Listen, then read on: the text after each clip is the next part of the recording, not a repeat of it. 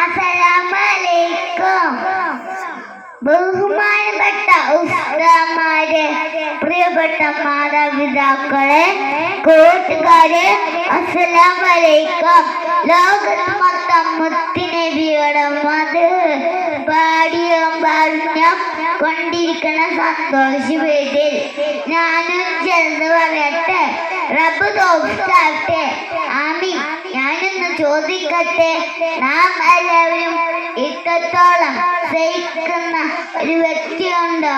ഇല്ല എന്ന് തന്നെ ആയിരിക്കും മറുപടി. എന്തുകൊണ്ടും മാതൃക പുരുഷനായ ഈ നബിയുടെ സന്ദേശം, നബിയുടെ ജീവിതം തന്നെയാണ് മറ്റുള്ളവർക്ക് വേണ്ടി നൽകി സ്വയം ഒരുക്കി തീർന്ന ഗതിയാണ് തിരിഞ്ഞ നബി തങ്ങൾ. ഉമ്മത്തി എന്ന ഒരൊറ്റ വിചാരം മാത്രം ആണ് നബി തങ്ങൾക്കുണ്ടായിരുന്നത്. അതിനാൽ ഉമ്മത്തിങ്ങളെ നാം തിരുനബിയെ സ്നേഹിച്ച് ജീവിക്കൽ അത്യാവശ്യം ആണ്. നബിയെ സേവിക്കുകയെന്ന് പറഞ്ഞാൽ അതിനർത്ഥം നബി ചെറിയ പിൻപറ്റുക എന്നതാണ്.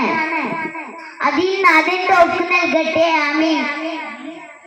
ഇത്രയും പറഞ്ഞുകൊണ്ട് ഞാൻ എൻ്റെ കൊച്ചു പ്രസംഗം ചുരുക്കട്ടെ. അസ്സലാമു അലൈക്കും.